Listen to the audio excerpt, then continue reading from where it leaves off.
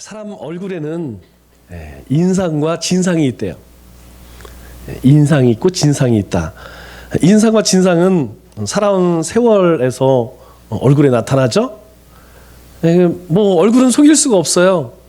우리가 평상시에 이제 어떻게 살았느냐, 그게 금방은 나타나지 않지만 오랜 시간이 이렇게 지나면서 이제 얼굴이 이제 그 마음 가운데 행한 대로 그렇게 나타나게 되죠.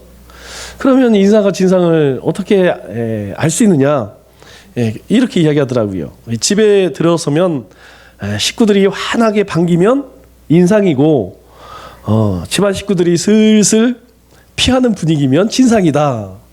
찔려요. 또 친구들이나 직장에서 모든 사람들이 반기면 인상이고, 갑자기 일이 없던 사람들이 막 바빠져. 그러면 진상이랍니다. 또 바른 잔소리를 계속 늘어놓으면 진상이래요. 그런데 바른 소리를 유머러스하게 이야기하면 인상이라고 이야기합니다. 이것을 보면 우리가 평상시에 어떠한 마음으로 살아야 할지 잘 깨닫게 하는 그런 말씀인 것 같아요. 언어에는 4가지 종류가 있다고 합니다. 첫째는 맞는 말인데 아주 기분이 나쁜 말이 있죠. 이건 이제 그 안 믿는 사람들 입장에서 제가 이렇게 생각해 보니까, 안 믿는 사람들이 이런 말 굉장히 기분 나쁠 것 같아. 예수 믿으세요? 싫어요. 예수 안 믿으면 지옥 갑니다. 우리 입장에서는 예수님 믿으라는 의미지만, 믿지 않는 사람 입장에서는 뭐 저주죠. 뭐 거기에 끝나는 게 아니죠. 이제 돌이키면서, 얼굴을 돌이키면서 하나님은 지금도 지옥의 땔감을 준비하고 있습니다. 막 이런 생각하죠. 안 믿으면 막 속으로 막 그런 생각이 들어요. 이런 말들은 사람을 좀 기분 나쁘게 해요. 그리고 두 번째로는 아무 감정이 없는 말 있죠. 아무 감정이 없는 말. 여러분 마트에 가면 이제 마트에서 일하시는 분들이 흔히 쓰는 말. 그리고 이제 텔레마케팅이죠. 전화로 이제 뭐 보험을 들어라 뭐 하는 뭐 이게 전화가 오면 첫 번째 하는 말이 뭐냐면 사랑합니다 고객님 이래요. 그럼 사랑하기 뭘 사랑해? 하는 얘기지. 그죠? 별 감정이 없어요. 영혼이 없는 말이라고 이야기를 하죠. 세 번째로는 이제 감수성이 있는 말입니다. 영혼이 있는 말이죠. 그 마음 가운데에 진심을 담아서 정말 힘이 드시죠? 힘내세요. 사랑합니다. 그렇게 마음이 담겨져 있는 영혼이 있는 말. 그리고 네 번째로는 사람을 변화시키고 소통하게 하는 말이 있대요. 그런 말들 가운데에 제가 가만히 생각해 보니까 아멘이라고 하는 말도 그런 것 같아요. 뭐 저는 이제 그 예배 시간에 막 아멘 아멘 하라고 강조를 안 하는데, 우리가 대화를 나눌 때에 내가 하는 말에 동조해 주는 말이 있죠. 아이고 그랬어? 아이고 잘됐네. 그렇게 맞장 쳐주는 말이 사람을 변화시키고 또 소통케 합니다. 우리가 대화를 할 때에 말이 탁탁 끊기는 말이 있죠. 자신의 막 어떤 어려운 문제를 이야기하는데, 네가 기도 생각 안 하니까 그게 그 모양이지. 뭐 이런 식으로 얘기하면 대화 안 됩니다. 그런데 어려운 이야기를 할 때, 그래 나도 그런 경우가 있어서 참 힘들지. 이렇게 막 맞장을 쳐주면 어때요? 굉장히 마음이 편안함을 얻고, 그리고 그 대화 가운데에서 힘을 얻게 됩니다. 우리가 말은 말인데 기분 나쁘게 하는 말, 또는 감정이 없이 그냥 영혼 없이 하는 말, 요 말들은 우리의 삶을 진상으로 만들어가는 말이 아닌가 싶어요. 그래서 될 수 있으면, 가능하다면, 할 수만 있다면 우리가 이런 말들은 될 수 있으면 하지 말아야 되죠. 우리가 살아가면서 항상 두 부류의 사람을 만나게 됩니다. 어떤 사람들이냐면 돈 많이 있는 사람이 있죠. 그런데 돈도 있는 사람이 있어요. 여러분 단어 하나 차이죠. 돈만 있는 사람, 돈도 있는 사람. 돈만 있는 사람은 돈밖에 몰라. 그런데 돈도 있어. 이 사람은 참 성품도 좋은데, 사람이 참 너그러운데, 봉사도 열심히 하고 헌신도 하는데 돈도 있어. 굉장히 다른 말이죠. 또 공부만 잘하는 사람이 있고 공부도 잘하는 사람이 있어요. 또 얼굴만 이쁜 사람이 있고 얼굴도 이쁜 사람이 있어요. 신앙만 있는 사람 있는가 하면 신앙도 있는 사람이 있어요. 신앙도 있고 인격도 있는 사람이 있고 신앙만 있고 인격은 없는 사람이 있죠. 우리가 진정한 그리스도인으로 변화되기 위해서는 어떻게 해야 할까요? 신앙도 있고 인격도 있는 사람. 그죠? 우리 가운데에 신앙이 전부가 아니에요. 인격이 전부가 아니에요. 신앙도 있고 인격도 있는 사람. 그러면 나머지 것들도 다 있다는 얘기죠. 우리가 적어도 세상 가운데서 선한 영향력을 우리가 미치기 위해서는 신앙도 있고 인격도 있는 그런 삶으로 자꾸 변화되어질 때에 우리가 선한 영향력을 미칠 수 있는 것 같습니다. 우리가 선한 생각 또 선한 말, 선한 행동을 하며 사는 것이 선한 사람의 길이죠. 사람들은 선한 자의 길을 걷기 원합니다. 다 착하게 살죠. 다 선한 영향을 미치기 원합니다. 그러나 실제로는 악한 자의 길을 걷는 사람들이 훨씬 많습니다. 마음으로는 나도 착한 삶을 살아야지, 선한 삶을 살아야지라고 하지만 실제의 삶에서 보면 전혀 그렇지 않은 경우가 허다하죠. 그런데요, 우리가 선한 분에게 붙잡히면 선한 자의 길을 가게 되는 것이고 악한 자에게 붙잡히면 악한 길을 가게 되는 거예요. 우리 잠언 2장 20절 말씀을 보니까 이렇게 이야기합니다. 지혜가 너를 선한 자의 길로 행하게 하며 또 의인의 길을 지키게 하리니. 여러분, 지혜는 어디서 옵니까? 하나님을 경외하는 것이 지혜의 근본이라고 이야기를 하죠. 그러니까 우리가 하나님께 붙들려 있으면 선한 자의 길을 행하게 하며 의인의 길을 지키게 한다, 이렇게 이야기해요. 다시 이야기해서 우리가 하나님의 말씀 안에서 그리스도의 풍성한 은혜 가운데 살면 우리의 삶에서 이 선한 자의 삶의 모습이 드러난다는 것이죠. 이것을 잘 안 사람이 누구냐? 바로 다윗입니다. 이것을 경험한 다윗이 우리 시편 138편 1절과 2절에서 무엇이라고 고백했죠? 그렇게 고백을 하죠. 하나님의 언약의 말씀과 주님의 이름으로 인하여서 감사나이다. 내가 정말 감사한 것은 하나님의 이름 때문에, 하나님의 언약 때문에 제가 하나님께 감사합니다. 그렇게 고백을 하죠. 그러면서 뭐라고 이야기해요?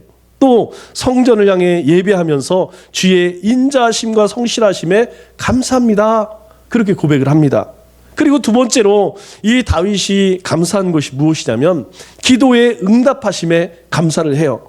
3절 말씀을 보니까 내가 간구하는 날에 주께서 응답하시고, 다윗이 하나님 앞에 간구할 때마다 하나님께서 응답하셨대요. 그뿐만이 아닙니다. 내 영혼에 힘을 주어 나를 강하게 하셨나이다. 나로 하여금 간구할 수 있게 하나님을 의지하고 하나님과 함께 동행하는 삶을 살 수 있도록 힘을 주시고 강하게 하셨다는 거예요.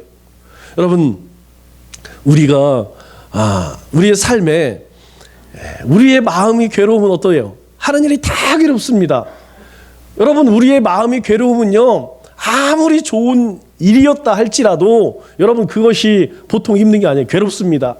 예배도 마찬가지예요. 우리 신앙생활도 마찬가지입니다. 여러분, 신앙생활은 하나님이 부어주시는 은혜가 없으면 이것보다 더 곤욕이 없어요. 그러나 하나님의 풍성한 은혜가 우리의 삶 가운데, 심령 가운데 넘치면 이것보다 쉬운 게 없어요. 이것보다 즐거운 게 없습니다. 세상에서도 마찬가지예요. 세상에서 아무리 좋은 일들, 그런 일들을 한다 할지라도 내 마음에 기쁨이 없으면, 내 마음에 즐거움이 없으면요, 그것이 힘이 들 수밖에 없죠.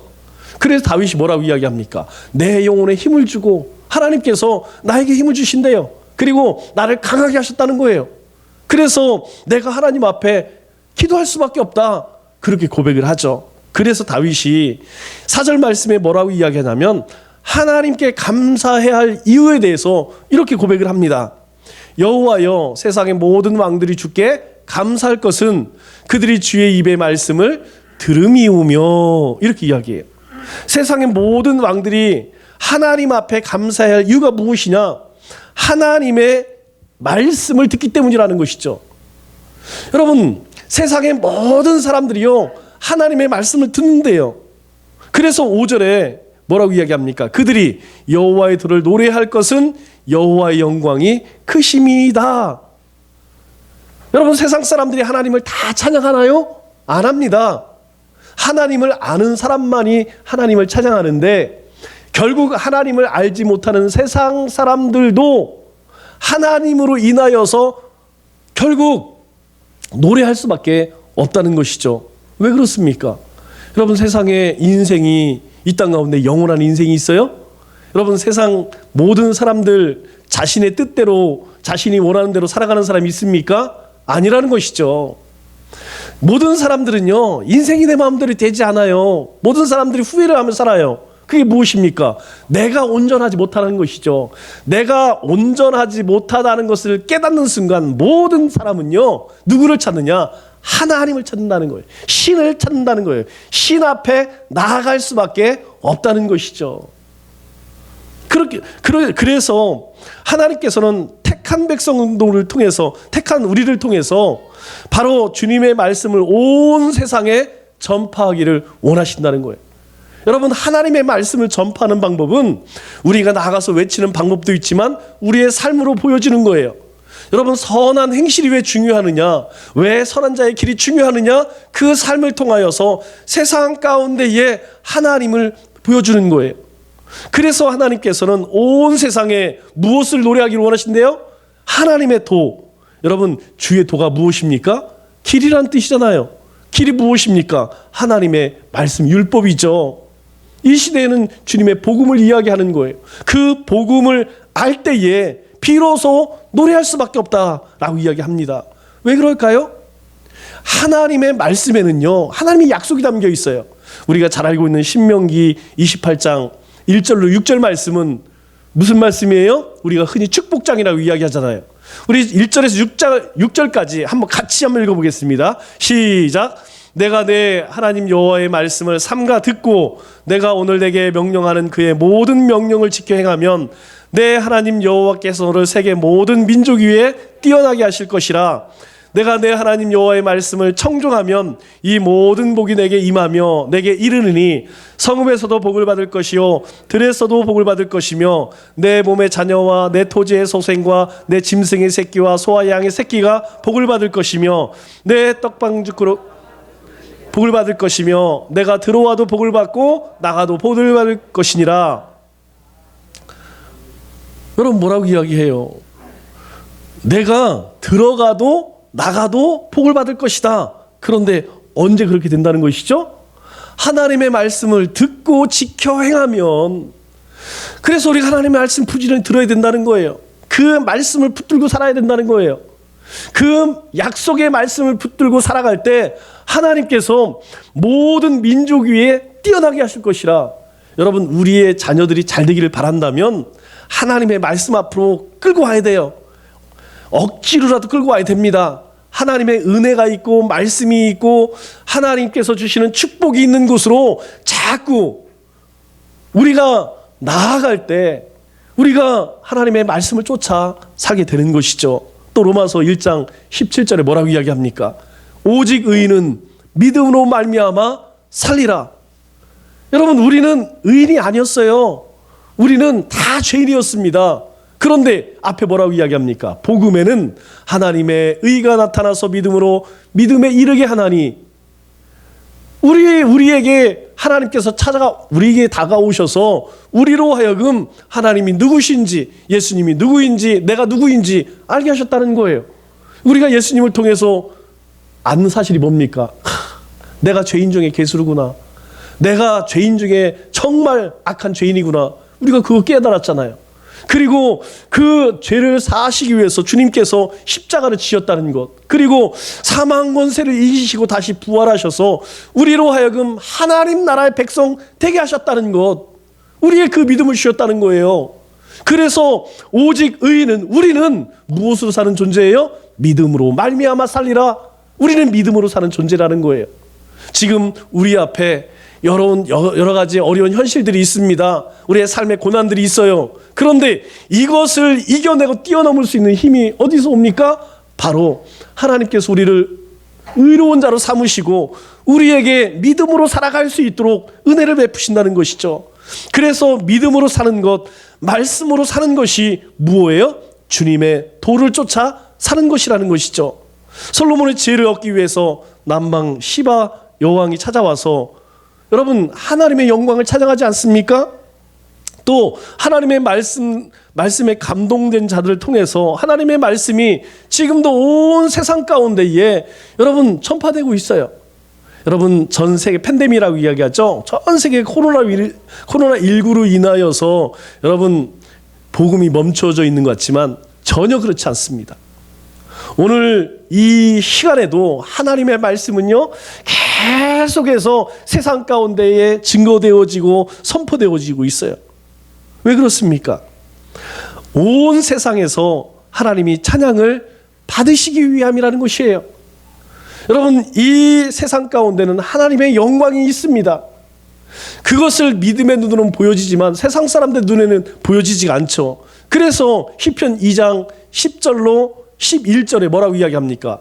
군왕들아 너희는 지혜를 얻으며 세상의 재판관들아 너희는 교훈을 받을지어다. 어떤 것을요? 여호와를 경외함으로 섬기고 떨며 즐거워할지니라. 세상의 모든 권세자들이나 모든 권세자들이 힘 있는 자들이 여호와를 떨며 섬기라 그렇게 이야기해요. 왜 그렇습니까? 하나님을 알지 못하고는 인생을 할 수 없다는 거예요. 인생의 진정한 기쁨을 누릴 수 없다는 거예요. 그리고 다윗이 또 하나님 앞에 감사하는 것이 무엇입니까? 6절 말씀을 보니까 환난 중에 하나님의 구원하심을 감사하죠. 여호와께서는 높이 계셔도 낮은 자를 굽어 살피시며 멀리서도 교만한 자를 아심이이다. 여러분 이 말씀의 의미가 무엇이냐면 모든 것 위에 뛰어나신 분이 누구라는 거예요? 하나님이라는 것이죠. 그래서 하나님의 많은 이름 가운데 하나가 무엇입니까? 감찰하시는 하나님이라는 거예요. 감찰하시는 하나님 부르라 헤로이라고 이야기하죠. 하나님은요 우리가 어느 곳에 있든지 함께 하신다는 거예요. 여러분 우리만 함께 하실까요? 전혀 그렇지 않습니다. 여러분 저 악을 행하는 자들 저 세상 사람들 가운데는 하나님 계시지 않을까요? 아니에요. 그곳에도 여전히 하나님은 계시다는 거예요. 그래서 땅에 있는 가장 미천한까지 살피시는 분이 누구예요? 하나님이라는 겁니다. 그런데 그뿐만이 아니에요. 멀리서도 교만한 자를 아심이다. 여러분 멀리서도 교만한 자라는 뜻은 무엇이냐면 교만한 자들은 항상 하나님을 멀리해요.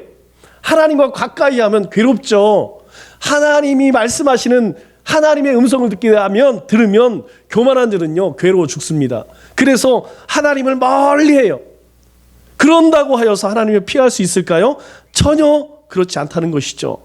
교만한 자들이 하나님의 통치로부터 멀리 떨어져 있다고 스스로 생각한다 할지라도 하나님은 그 모든 것을 알고 계시다는 거예요. 여러분 여기에 우리는 힘을 얻는 거예요. 왜 그렇습니까? 우리가 비록 하나님의 말씀으로 하나님의 뜻을 쫓아 살지는 못하지만 하나님이 무엇을 보신다고요? 가장 낮은 자를 굽어 살피시고 교만한 자를 아신대요. 우리는요 하나님 앞에 겸손합니다. 우리는 행하지 못하지만 하나님의 뜻대로 하나님이 기뻐하시는 삶을 살기를 원하신다는 거예요. 여기서 힘을 얻는 거예요. 우리가 그렇게 살아서 하나님 앞에 당당하게 나가는 것이 아니라 비록 그렇게 살지 못하지만 우리는 하나님의 뜻을 쫓고 믿음으로 살기를 원하는 그것을 하나님은 아신다는 것이죠. 요즘에 큐티하면서 여러분 무엇을 깨달으십니까? 우리 다니엘 말씀을 우리 나누고 있죠?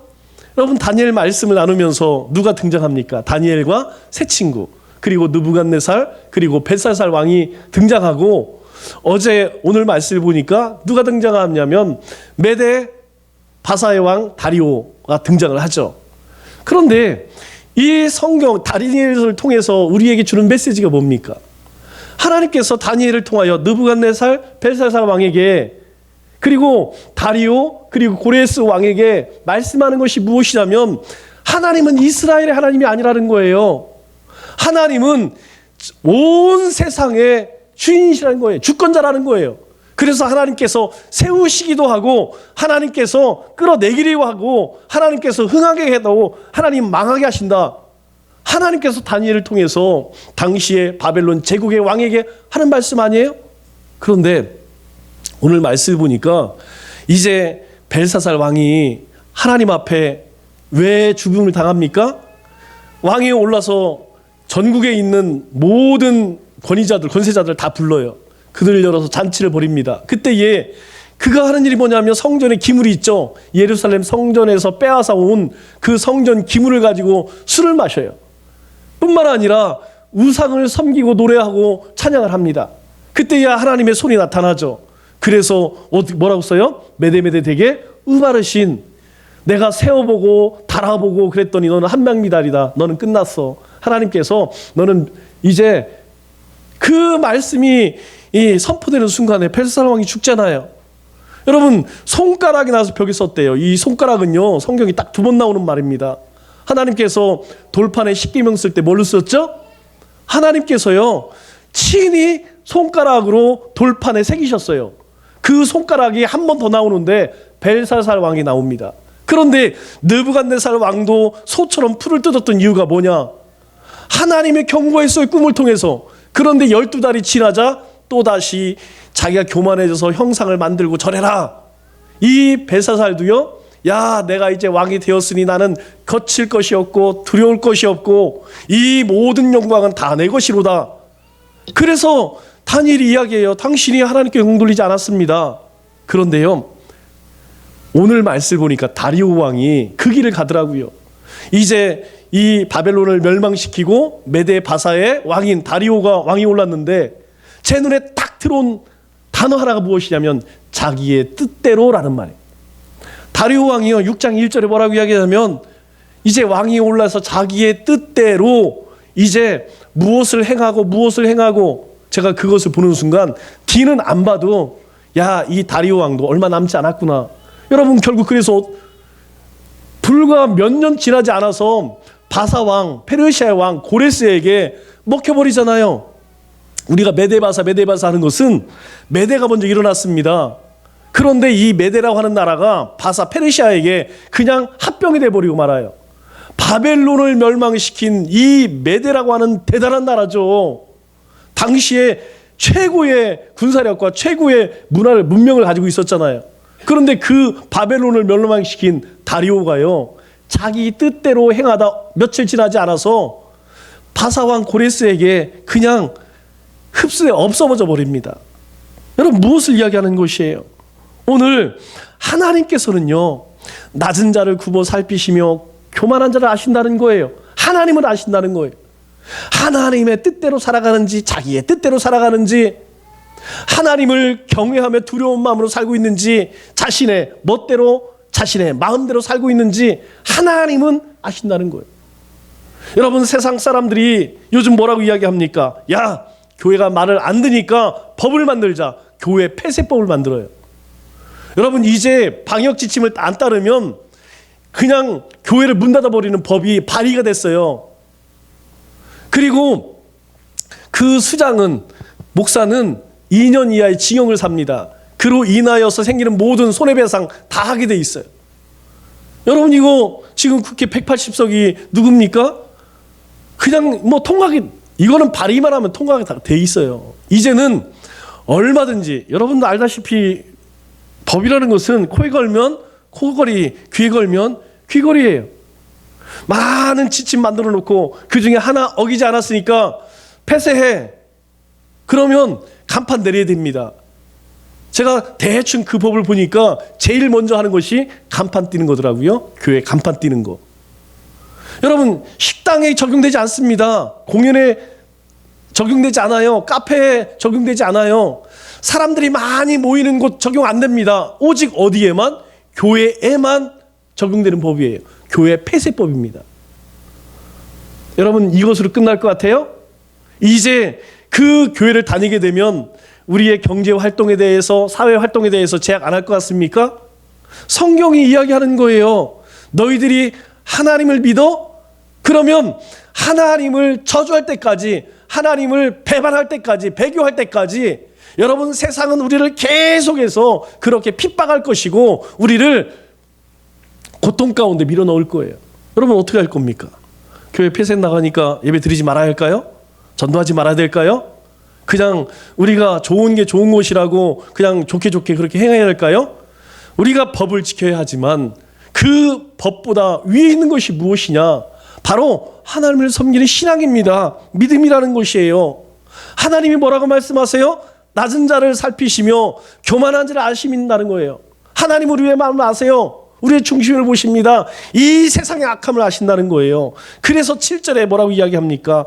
환난 가운데 있다 할지라도 내가 환난 중에 다닐지라도 주께서 나를 살아나게 하시고 주의 손을 펴사 내 원수들의 분노를 막으시며 주의 오른손이 나를 구원하시리이다.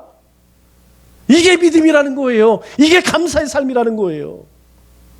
그런 일들이 우리 가운데 있다 할지라도 내가 환난 가운데 다닐지라도 주님이 나를 구원하실 것입니다 라고 하는 믿음이 있을 때에 우리는 주님을 노래하고 찬양할 수 있다는 것이죠. 우리로 하여금 언제나 평안함을 누리게 하신다는 거예요. 여러분, 우리가 세상을 바라보면 평안할 수 있습니까? 그냥 우리의 마음 가운데 막 분노가 일어요. 우리의 마음이 절대 평안할 수 없습니다. 그러나 주님 안으로 들어가면, 주님의 말씀 안으로 들어가면 하나님이 주시는 평안을 누리고 우리 가운데에 하나님만이 감사를 받으시기에 합당한 분입니다라고 노래할 수 있다는 거예요. 다윗은 이스라엘의 왕이 되기까지 정말로 많은 환난을 당했습니다. 왕이 된 이후에도 끊임없이 환난을 당했어요. 그러나 하나님께서 다윗을 살리셨습니다. 모든 원수들의 분노를 막아주셨죠. 그리고 그 하나님의 권능의 손으로 다윗을 구원해 주셨습니다. 어떻게 구원해 주셨습니까? 자기를 죽이려고 하는 사울에게 쫓길 때에 사울의 아들입니다. 자기를 죽이려고 하는 원수의 아들 요나단을 통해서 포하셔요. 그리고 사울이 다윗을 죽이려고 자객을 보낼 때에 누구를 통해 구원하십니까? 바로 사울의 딸, 자신의 대적의 딸 미가를 통하여서 탈출케 하십니다. 또 머나먼 블레셋으로 망명 생활을 떠났을 때에 블레셋 왕이에요. 이스라엘의 원수들 아닙니까? 블레셋 왕 아기스로부터 은혜를 입게 하셔서 대우를 받고 그곳에 피신하게 해요. 다윗이 그러한 삶을 통해서 시편 23편에 뭐라고 고백합니까? 사망의 음침한 골짜기를 헤매며 다녔다 해요. 자신의 삶을 보면서 뭐라고 이야기하나? 내가 사망의 음침한 골짜기를 헤매며 다녔다. 그러나 해받음을 두려워하지 않는다는 거예요. 왜 해받음을 두려워하지 않을까요? 바로 주님께서, 하나님께서 자신의 목자가 되심을 확신했기 때문이죠. 하나님께서 나와 함께 하시기 때문에 내가 사망의 음침한 골짜기를 다닐지라도 내가 해받음을 두려워하지 않는다는 거예요. 그래서 다윗은 환난 중에 자기를 구원하시는 하나님을 생각할 때에 감사하지 않을 수 없다, 찬양하지 않을 수 없다, 그렇게 고백하는 것이죠. 여러분, 이제 한 해가 저물어 가고 있어요. 11월 감사의 달입니다. 여러분, 우리의 삶을 돌아보면 다윗이 경험한 그 하나님 우리도 경험했잖아요. 여러분, 우리의 삶, 우리의 가정, 우리의 삶의 터전, 우리의 자녀들, 여러분 이 모든 것들을 여러분 천천히 생각해 보세요. 그것을 생각하면, 우리의 삶을 생각하면, 우리가 세상을 바라며 우리의 삶을 돌아보면 우리 역시 감사하고 찬양할 수밖에 없다는 것이죠. 그래서 다윗이 8절에 뭐라고 고백합니까? 이렇게 고백하죠. 여호와께서 나를 위하여 보상해 주시리니, 하나님께서 나를 위해서 보상해 주신다라고 말씀합니다. 여러분, 보상해 준다는 말이 뭐예요? 갚아주시겠다는 것이죠. 나의 모든 손해를 하나님께서 손해 입은 만큼 갚아주시겠다는 거예요. 누구를 위해? 나를 위해. 하나님께서 나를 위해서 갚아주시겠다는 거예요. 여러분, 이 말은 내게 관계된 모든 것을 완전하게 하신다는 거예요. 내가 손해 본 것들, 내가 대적들로 인하여 고통당했던 모든 것들을 다시 하나님이 돌리신다는 거예요. 완전하게 하신다는 거예요. 또 하나님께서 시작한 일들을 하나님이 이루신다는 것이죠. 다윗을 통해서 하나님이 약속하신 것들이 있어요. 그것을요, 하나님께 다윗의 인생 가운데 행하셨다는 거예요. 또 다윗과 관계된 모든 일들을 온전하게 하시겠다라고 하는 하나님의 의지라는 거예요. 여러분, 이것이 다윗에게 하신 언약의 말씀이라면 오늘 우리에게 주시는 말씀이라는 거예요. 오늘 우리가 믿음으로 살 때에 힘겨운 일 많습니다. 고통스러운 일 많아요. 그러나 하나님께서는요, 나를 위하여 포상하시겠다. 내가 내 인생 가운데, 여러분 인생 가운데 하나님 계획하신 일들 하나님께서 이루시겠다는 거예요. 우리가 나로 인하여 손해본 거 있다면 하나님께서 갚아주시겠다는 거예요. 완전하게 하시겠다는 거예요. 또 다윗이 드신 모든 뜻을 온전하게 성취하시겠다는 거예요. 하나님께서 다윗을 통해서 그 나라를, 하나님께서 약속으로 주신 이스라엘을 반석 위에 세우시겠다 하셨어요. 하나님께서 이 다윗 가운데 두신 뜻을 반드시 성취하시겠다. 여러분, 오늘 우리의 인생도 마찬가지입니다. 여러분, 우리 인생이요, 우리 자신을 볼 때는 별것 아닌 것 같지만 하나님은 반드시 우리가 있어야 돼요. 하나님의 나라를 이 땅 가운데에 이루기 위해서는 바로 여러분 한 사람 한 사람이 있어야 하기 때문에 하나님은 오늘 우리와 함께 하시는 거예요. 그렇지 않다면요, 하나님이 데려가시겠죠. 여러분, 죽음은 그렇습니다. 그리스도의 주인은 무엇이냐? 우리가 하나님의 영광을 위해 다 살게 되면, 하나님께 돌릴 영광을 다 돌리게 되면 그때 데려가시는 거예요. 그러나 우리가 살아있다는 것은 아직 하나님께 돌려야 할 영광이 있다는 거예요. 우리가 해야 할 일이 있다는 거예요. 하나님께서는 그렇게 하시겠다는 것이죠. 여러분, 하지만 우리가 고통과 환난과 핍박을 당할 때 여러분 어떤 생각을 합니까? 우리가 병에 걸리고 실직을 하고 그리고 어려운 일을 만나게 되면 나는 이제 망했다. 끝났어. 그만둬야지. 여러분, 우리 스스로 자포자기할 때가 얼마나 많은지 몰라요. 그렇지만 하나님께 기도하는 사람은 거기에 끝나지 않습니다. 하나님께서 반드시 그 이상으로 보상해 주신다는 거예요. 갚아 주신다는 거예요. 하나님께서 온전하게 회복시켜 주신다는 거예요. 저는 이제까지 살면서 제 신앙에 3가지 모토가 있습니다. 첫째는, 첫 것은 하나님의 것이다. 그래서 할 수만 있다면 첫 시간, 하루의 첫 시간, 한 달의 첫 시간, 그리고 예물의 한 주의 첫 시간, 그리고 예물의 첫 것, 이것은 아예 제 것이라고 생각합니다. 하나님의 것이라고 생각해요. 여러분, 이것을 의무라고 생각하면 신앙이 괴로워서 못합니다. 여러분, 새벽 예배 드리는 것을 새벽 예배라고 생각하면 여러분 어떻게 그것을 맨날 지키겠어요? 그러나 내 삶의 첫 것은 하나님의 것입니다. 제가 다 드리지 못하지만 이 시간만큼은 드리겠습니다. 한 주의 첫 시간, 주일날만큼은 하나님 앞에 온전히, 여러분 목사이기 때문에 당연히 지키는 것, 저는 그렇게 생각하지 않아요. 여러분, 하나님이 나에게 주신 그 모든 물질 가운데 첫 것, 그것은 의당 하나님의 것이에요. 그러니까 하나님께서 삶을 인도하시더라고요. 여기까지 인도하시더라고요. 여러분, 우리의 삶 마찬가지라는 거예요. 두 번째로는 언제나 복음을 전하려고 힘씁니다. 그렇게 많이는 하지 못하지만 할 수만 있다면 전도와 선교에 힘쓰려고 해요. 하나님께서요, 그런 삶 속에 필요한 것을 채워주시더라고요. 세 번째로는 어떻게 해서든지 하나님의 말씀을 붙들고 살려고 그래요.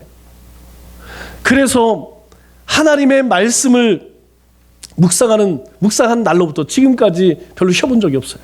이 3가지. 제 삶에 가장 중요한, 제 신앙생활 가운데 가장 중요한 모토예요. 첫 것은 하나님의 것, 어떻게 해서든지 복음 증거하는 것, 어떻게 해서든지 말씀을 붙들고 사는 것. 그러면 하나님께서 우리의 삶에 갚아주신다는 거예요. 채워주신다는 거예요. 인도하신다는 거예요. 하나님께서 보상해 주는 이유가 무엇입니까? 하나님께서 다윗에게 보상해 주겠다 하시는 이유가 뭐예요? 다윗을 사랑하니까. 하나님께서 우리에게 갚아주시는 이유가 무엇입니까? 우리를 사랑하시니까.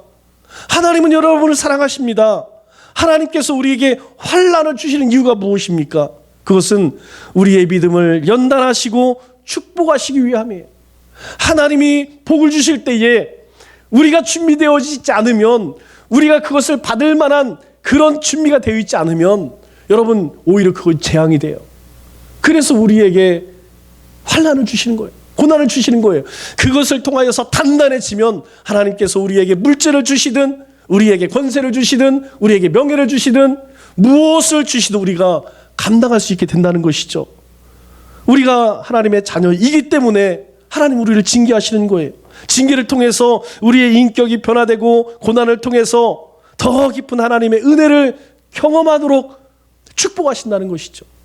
왜 나에게만 이런 일이 있어? 왜 나에게 이렇게 힘겨운 일들을 자꾸 경험해? 아니라니까요. 하나님께서는 그러한 힘든 일들, 그 고난의 시간을 통하여서 우리로 하여금 인격을 변화시켜요.